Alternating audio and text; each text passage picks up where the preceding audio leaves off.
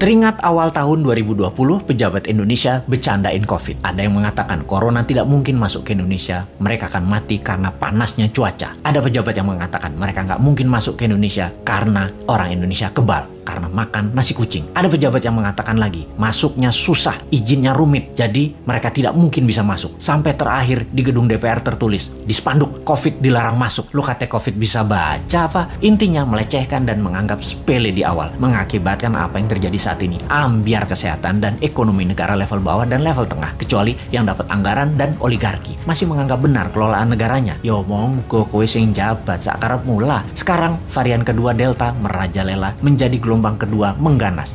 Mulai disalahkan rakyatnya nggak kuat sama PPKM. PPKM aja mengeluh, apalagi di lockdown. Nah kok ngene sih sampean bernegaranya, Cak? Kok nuduh rakyat? Bentar, jangan-jangan kalau di lockdown 100% dengan darurat militer plus dikasih cuan selama 14 hari langsung reda COVID-nya ketimbang di PPKM kan, dimana 80% manusia masih pada ngider bingung sih tepatnya. COVID jadi tetap merajalela karena ikut bergerak juga mengikuti cangkangnya. Sudahlah, pokoknya nggak ada lockdown, adanya PSBB, lalu PPKM, lalu nanti muncul singkatan baru dan apalagi strateginya, ya terserah. Lalu sibuk vaksin sana sini, tahu-tahu ada strain mutasi baru, Lambda, jreng, kaget lagi. Dimana Lambda ini katanya anti vaksin, kebal vaksin. Apa sih sebenarnya yang terjadi? Vaksin sama virus kok pinter-pinteran begini, sakti-saktian, punya jurus di atas jurus. Karena bernegaranya punya gaya sendiri, nggak mau denger ilmu selain ilmu orang di sekitar istana, maka ya nggak apa-apa kita nggak dianggap. Walaupun kita selalu memberi solusi melalui sosmed, kita ingatkan versi lain. Pernah kita berikan solusi pakai gelang hijau, fokus di daerah hijau, dan pakai darurat militer,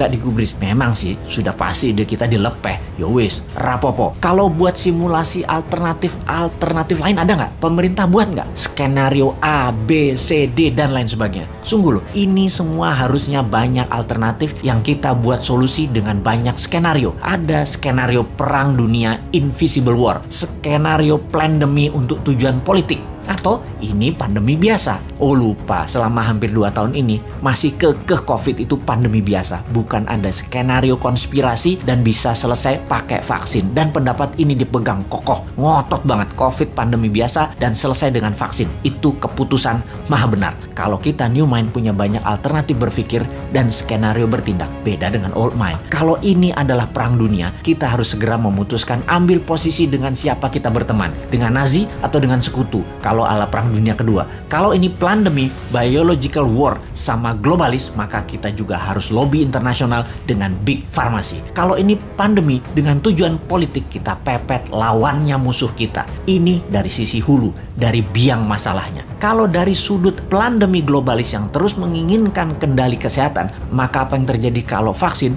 sudah 100% populasi di Indonesia, ternyata pandemi COVID tidak hilang juga. Beli vaksin lagi. Lama hal ini sudah kita pertanyakan. Namun pejabat bilang tidak mungkin, pasti hilang dengan vaksin. Iya, paham. Kalau tidak selesai, ya nggak dijawab. Lalu yang dia bilang adalah, lo ngeyel sih. Oke, kalau New Mind bagaimana? Punya skenario lah kalau New Mind. Skenario kalau COVID tidak bisa selesai oleh vaksin. Cara berhitungnya sederhana. Kalau terpapar 20.000 per hari, maka sebulan 600.000. Setahun 7 jutaan. Saat ini 3,5 jutaan. Alias total sampai akhir tahun 2022 bisa mencapai 15 jutaan. Dan ini baru memapar 5-10% populasi. Dimana kalau ternyata vaksin tidak menyelesaikan penyebaran COVID, maka 7 tahun COVID baru hilang dari bumi Nusantara. Karena untuk herd imunitas harus 70% tercapai.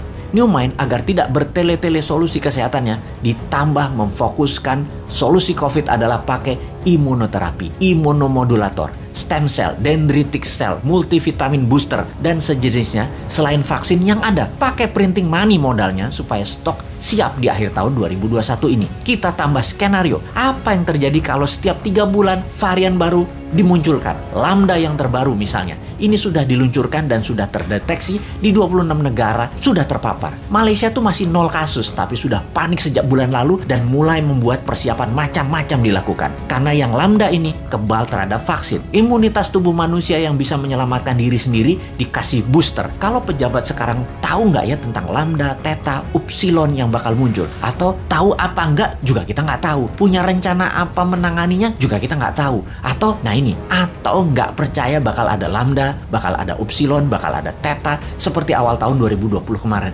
Ya monggo. Jadi kalau vaksin tidak menyelesaikan masalah ditambah varian baru yang lebih kuat muncul, mau PPKM karet berapa lagi? Karet 4 seperti sekarang aja jebol. Kalau karet 10 pedes banget ya. Masih belum nyadar juga ya bahwa solusi selama 2 tahun ini belum terlalu tepat. Setidak tepat selalu berhutangnya untuk hal yang tidak produktif di dalam bernegara. Ayolah melobi globalis. Bisa kan ngerti? Cuma nanya, jangan marah dong bos. Aku ya ora paham. Cuman kasihan rakyat aja.